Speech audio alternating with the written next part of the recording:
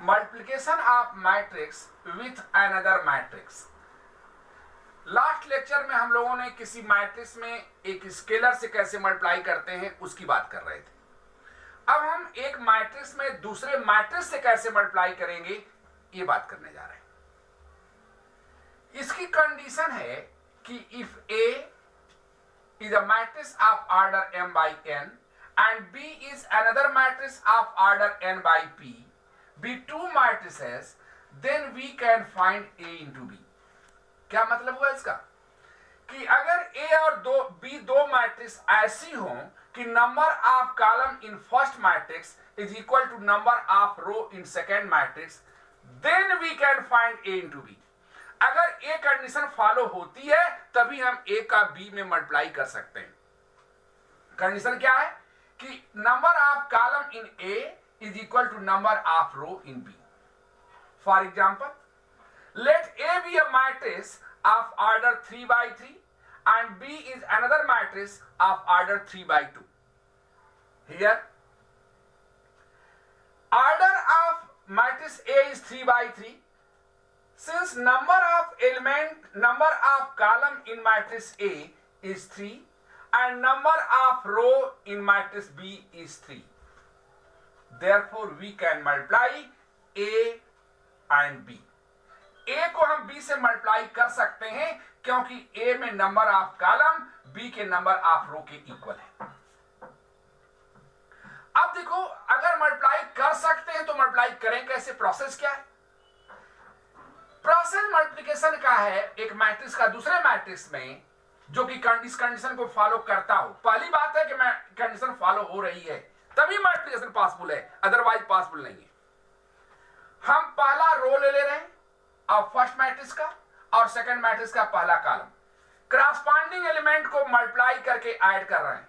जैसे देखो बेटा, यहां 2 का मल्टीप्लिकेशन 3 में तो 2 into 3 ये लिखा हमने, प्लस 3 into 5 यहां लिखा हमने, प्लस 1 into 1 ये लिखा। अब इन तीनों को मल्टीप्लाई करके ऐड कर लेंगे, जो आएगा वो इस प्लेस पे लिखा जाएगा।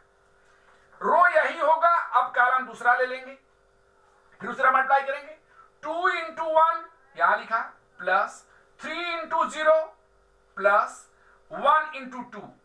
अब इनको सॉल्व करके वैल्यू जो आएगी वो इस प्लेस पे लिखेंगे।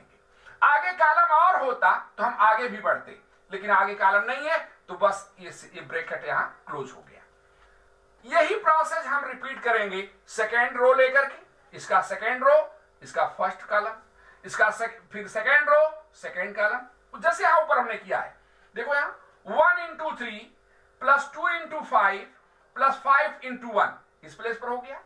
फिर रो यही होगा, कॉलम ये ले लिया हमने, 1 into 1 plus 2 into 0 plus 5 into 2 add कर लिया। सिमिलरली तीसरा रो लेकर के पहला कॉलम यहां, दूसरा कॉलम यहां, फिर इनको सॉल्व किया तो ये नंबर्स आए, यही A into B की वैल्यू आ गई। अगर हमें B into A फाइंड करना होता, इसी एग्जांपल से हम B को पहले लिख लिए, A को बाद में लिखे। अब यहां देखो बेटा, number of column in B is 2 and number of row is 3। A में कॉलम की संख्या 2 है और B में रो की संख्या 3 है। ये कंडीशन फॉलो हो रही है। यहां number of column in A equal to number of row in B होना चाहिए। यहां number of column in first matrix is 2 and number of row in second matrix is 3। ये कंडीशन फॉलो नहीं हो रही है, इसका मतलब हम B into A फाइंड नहीं कर सकते। Therefore, we cannot find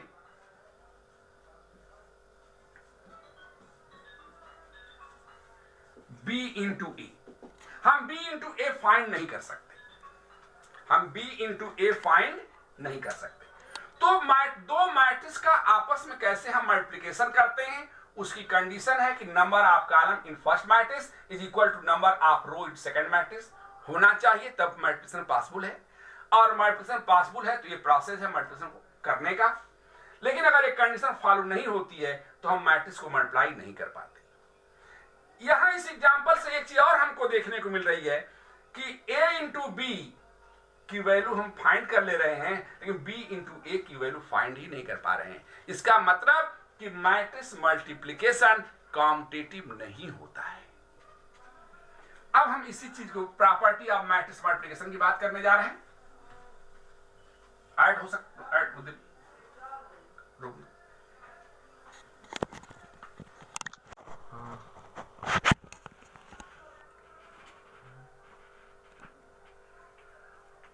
properties of matrix multiplication. First, matrix multiplication is not competitive.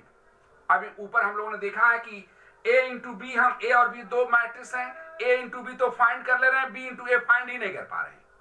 इसका मतलब कि अगर हम मैट्रिक्स का ऑर्डर चेंज कर दें तो जरूरी नहीं है कि वह मैट्रिक्स की वैल्यू निकल ही पाए, और अगर निकल भी पाती है तो इक्वल होना कंपलसरी नहीं है। तो a into B is not equal to b into A. Matrix multiplication is not competitive. Second, matrix multiplication is associative for suitable matrices. Suitable matrices का मतलब कि अगर A और B, A, B, C और तीन मैट्रिक्स ऐसी हों कि मल्टीप्लिकेशन करने में कोई प्रॉब्लम ना हो, मल्टीप्लिकेशन कर सकते हो, ऑर्डर मिल रहे हो, तो A into B into C find करें, या A इंटू ब्रैकेट में B इंटू सी फाइंड करें, वैल्यू सेम आती है। लेकिन इसमें एक कंडीशन यहां कही गई कि सुटेबल मैट्रिक्स हो। सुटेबल मैट्रिक्स होने का मतलब ए बी सी के ऑर्डर ऐसे हो कि मल्टीप्लिकेशन पॉसिबल हो। तीसरा, if A and B are suitable matrix, फिर वही वर्ड यूज हो रहा, suitable matrix. Suitable matrix means multiplication possible होना चाहिए। If A and B are suitable matrices, then lambda a into b equal to lambda a into b equal to a into lambda b, where lambda be any scalar, where lambda be any scalar। यानी कोई number से अगर हम चाहे a into B multiply करके बाद में number से मल्टीप्लाई करें, या a में नंबर से मल्टीप्लाई करके बाद में b से मल्टीप्लाई कर लें, या नंबर का b में मल्टीप्लाई कर लें बाद में a से मल्टीप्लाई करें, कोई वैल्यू में फर्क नहीं आएगा। ये कंडीशन फॉलो होंगी, लेकिन इसमें ऊपर एक वर्ड यूज किया गया है कि सुटेबल मैट्रिसेस होनी चाहिए, यानी मैट्रिक्सों में मल्टीप्लिकेशन में कोई प्रॉब्लम नहीं आनी चाहिए, तब ये कंडीशन फॉलो होती है। चौथे पॉइंट पर कहा गया एग्जिस्टेंस ऑफ मल्टीप्लिकेटिव आइडेंटिटी। कोई मैट्रिक्स ले लें और उसके सुटेबल आइडेंटिटी मैट्रिक्स ले लें, I identity matrix means I, unit matrix से कहा जाता है। तो a into I equal to I into A equal to A. कोई अंतर नहीं आता किसी मैट्रिक्स में अगर सुटेबल आइडेंटिटी मैट्रिक्स से मल्टीप्लाई किया जाए तो।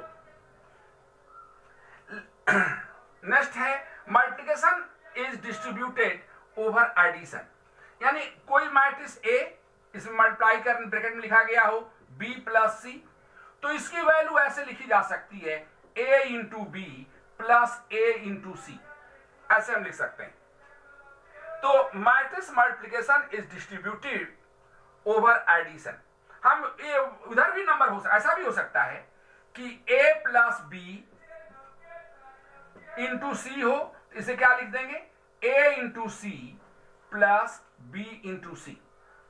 तो मैट्रिक्स मल्टीप्लिकेशन एडिशन पर काम डिस्ट्रीब्यूटेड होता है एंड डिस्ट्रीब्यूट हो जाता है, इसको हम कहेंगे कि multiplication is distributive over addition. यहां प्लस भी होता है, यहां प्लस माइनस भी है तो यहां माइनस हो जाएगा, यहां माइनस है तो यहां माइनस हो जाएगा। अगर किसी मैट्रिक्स में सुटेबल जीरो मैट्रिक्स से मल्टीप्लाई किया जाए, यानी ओ से मल्टीप्लाई किया जाए a इंटू ओ, तो वह ओ हो जाता है, यानी जीरो मैट्रिक्स हो जाती है, लेकिन जीरो सुटेबल मैट्रिक्स होनी चाहिए।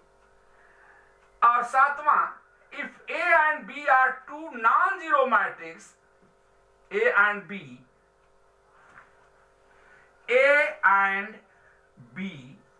Are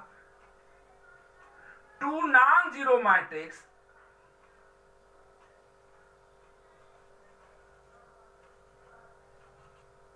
non-zero matrix, then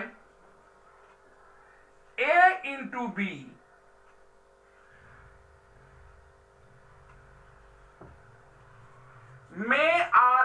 may not be 0, may and may not be 0। यानी दो नॉन जीरो मैट्रिक्स हैं तो उनका मल्टीप्लिकेशन 0 हो भी सकता है और 0 नहीं भी हो सकता है। If A and B two non-zero matrices, if A and B two non-zero matrices, then A into B may and may not be zero matrix। and दो नॉन जीरो मैट्रिक्स हैं तो उनको मल्टीप्लाई करने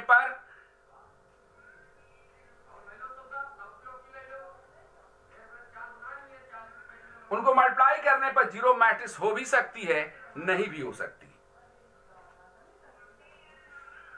नंबर सिस्टम में ऐसा नहीं होता।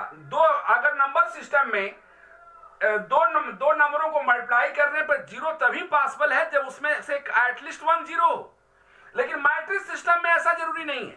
दो नॉन जीरो मैट्रिक्स को मल्टीप्लाई करने पर भी हमें जीरो मैट्रिक्स मिल सकती है। तो दो नॉन जीरो मैट्रिक्स का मल्टीप्लिकेशन 0 हो भी सकता है और 0 नहीं भी हो सकता है। ये भी इसकी एक प्रॉपर्टी है। तो ये 7 प्रॉपर्टी हैं मैट्रिक्स मल्टीप्लिकेशन की। Next, square of matrix, power, ऐसे बल्कि स्क्वायर ना कह करके पावर ऑफ मैट्रिसेस।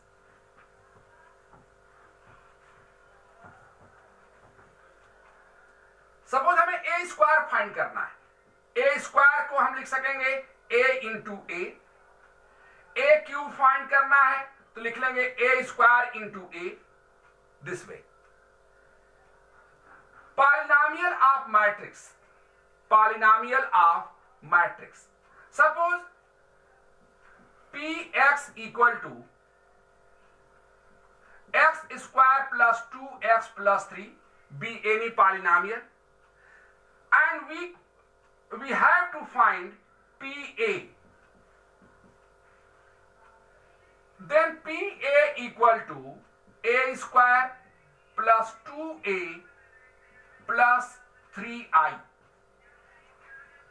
यानी अगर कोई पॉलिनोमियल हो, उस पॉलिनोमियल हमें x के प्लेस पर मैट्रिक्स लिखना हो तो जहां जहां x है वहां वहां a लिख दे रहे हैं, लेकिन जहां कांस्टेंट है उसके साथ i लगाना पड़ता है। That's all।